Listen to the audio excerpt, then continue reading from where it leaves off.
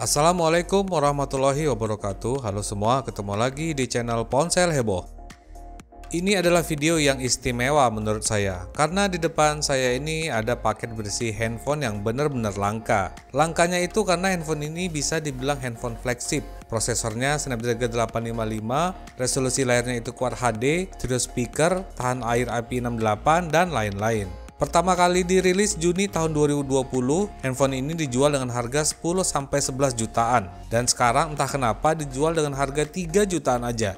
Atau lebih tepatnya 3,6 juta saja. Saya belinya di marketplace lokal dan pastinya garansi resmi ya. Sampai video ini dibuat, harganya itu masih sama. Dan kata adminnya, ini karena lagi ada promo yang cuma beberapa hari saja. Untuk link pembeliannya silahkan lihat di kolom deskripsi di bawah ya. Mudah-mudahan aja masih ada. Dengan semua spek yang ada di handphone ini dan harganya yang cuma segitu, makanya saya bilang ini kesempatan langka. Karena handphone ini resmi menjadi handphone Snapdragon 855 termurah di tanah air. Oke, langsung aja saya kasih tahu. Handphone ini adalah handphone Sharp Aquos R3. Jangan kaget ya, karena handphone ini dulunya harganya 10 jutaan. Kotaknya juga masih terasa mewah bahannya. Warna hitam, di atasnya ini ada tulisan Aquos R3, jadi sah ya handphonenya asli. Dan sebagai bukti lagi kita lihat speknya yang ada di bawah sini. Di sini tertulis ukurannya 6,2 inci Quad HD+, panel IXO kepunyaan Sharp, memorinya 128 GB dengan RAM 6 GB. Terus kameranya dual cam 20 plus 12 megapiksel dan kamera depan 16,3 megapiksel. Tapi baterainya tergolong kecil ya, 3200 mAh dan gak ada keterangan info fast chargingnya. Oke, sekarang lanjut kita unboxing dan lihat apa aja isinya. Oh iya, saya akan buat video unboxingnya aja ya, untuk reviewnya menyusul. Karena saya mau cepet-cepet upload video ini supaya kalian bisa beli langsung handphonenya. Oke, di dalam kotaknya ini pertama langsung dapat handphonenya, masih terbungkus rapi. Kita sampingkan dulu ya. Terus ini partisinya juga terbuat dari bahan plastik yang keras gitu, kayak yang ada di kebanyakan handphone flagship. Di bawahnya ini lumayan rame kelihatannya. Item yang pertama adalah headset ini, tapi dari penampakannya nggak terlihat seperti headset mahal. Modelnya biasa aja ya, jadi nggak usah dibuka plastiknya, kita biarkan aja. Kemudian ini ada kabel data dan ujungnya itu udah USB tipe C.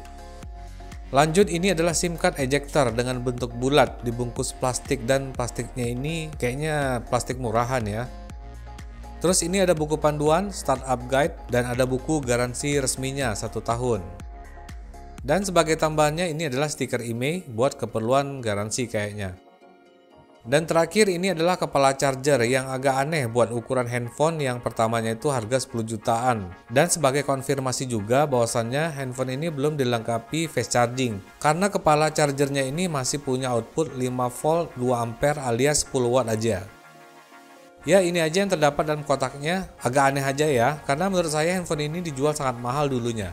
Tapi isi dan susunan dalam kotaknya itu terlihat kayak handphone 2 jutaan. Dan sekarang kita lanjut lihat ke handphonenya.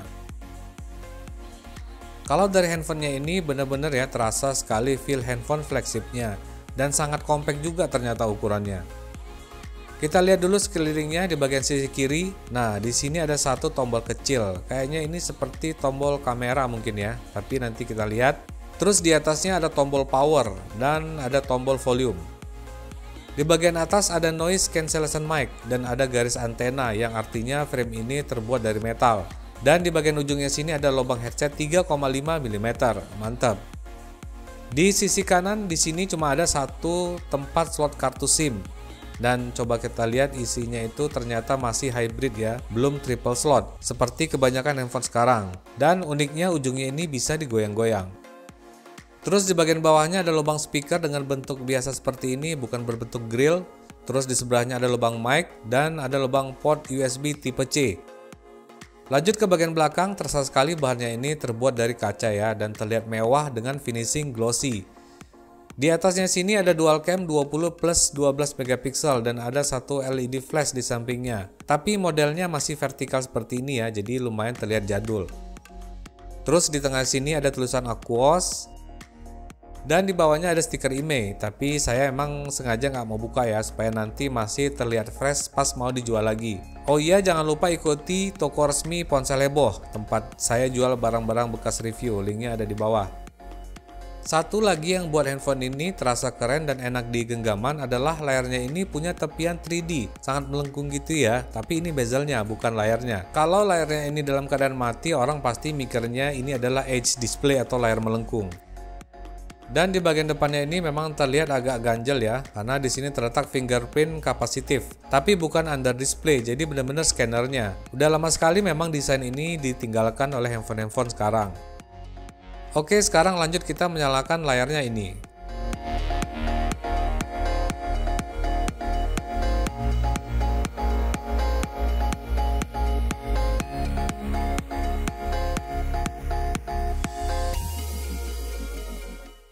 Dan guys, asli parah, handphone ini menyala hanya dalam beberapa detik saja, kenceng sekali.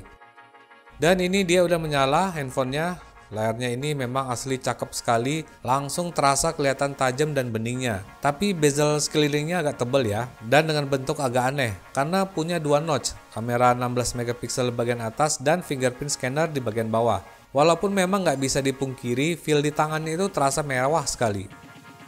Terus di bagian atasnya ini ada satu kelihatan seperti sensor atau lampu gitu ya. Nggak tahu bisa kelihatan apa nggak di kamera, tapi ini saya nggak tahu apa, nanti di video reviewnya saya jelaskan.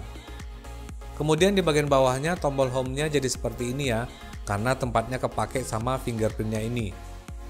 Di sini juga langsung ada update-nya, kayaknya ini hanya security patch aja ya, karena besarnya itu cuma 175 MB.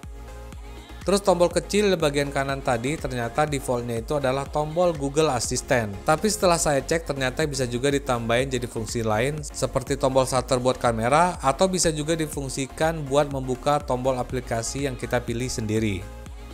Kemudian ini saya cek versi Android-nya juga ternyata udah versi 10. Soalnya tadi saya sempat browsing katanya handphone ini masih Android versi 9. Untuk foto kita tes dikit, hasilnya lumayan bagus, tapi itu pastinya karena layarnya ini yang udah kuat HD, jadi ya pasti bagus aja kelihatannya. Tapi kalau coba saya zoom sih hasilnya masih oke-oke aja ya, tapi nanti lengkapnya di video reviewnya saya jelaskan. Lanjut kita cek speknya dari AIDA 64. Di sistem terlihat pabrikannya ini sub, modelnya itu SHR10A, RAM-nya 6GB dengan cuma tersisa 1,3 GB aja. Terus storage-nya 128GB, yang tersisa itu 102 GB aja. Dan ini Bluetooth-nya udah versi 5.0. Pada CPU berarti asli ya, ini Snapdragon 855. Fabrikasinya 7 nanometer, 8 core dengan clock speed maksimalnya itu 2,8 GHz. Terus untuk displaynya di sini juga terbaca udah kuat HD 1440x3120 dengan kerapatan pixelnya itu 557 ppi, cukup tinggi sekali ya, dan refresh rate-nya itu 120 Hz. Jadi ini udah bener-bener spek flagship. Oke, segitu aja dulu video unboxingnya. Saya buat cepat aja ya, karena takut keburu barangnya habis atau promonya habis. Jadi langsung aja disikat nih, link pembeliannya ada di kolom deskripsi. Dan saya rasa juga si sellernya ini adalah langsung official shop-nya. Dengan harga 3,6 tentu saja ini adalah handphone paling worth it saat ini dibandingkan dengan speknya ya. Oke, sekian dulu videonya. Nantikan tes gaming, tes kamera dari handphone ini di channel Ponsel Heboh. Jadi jangan lupa langsung subscribe dan aktifkan tanda lonceng. Seperti biasa pesannya jauhi kredit, pakai masker kalau kemana-mana, dan assalamualaikum warahmatullahi wabarakatuh.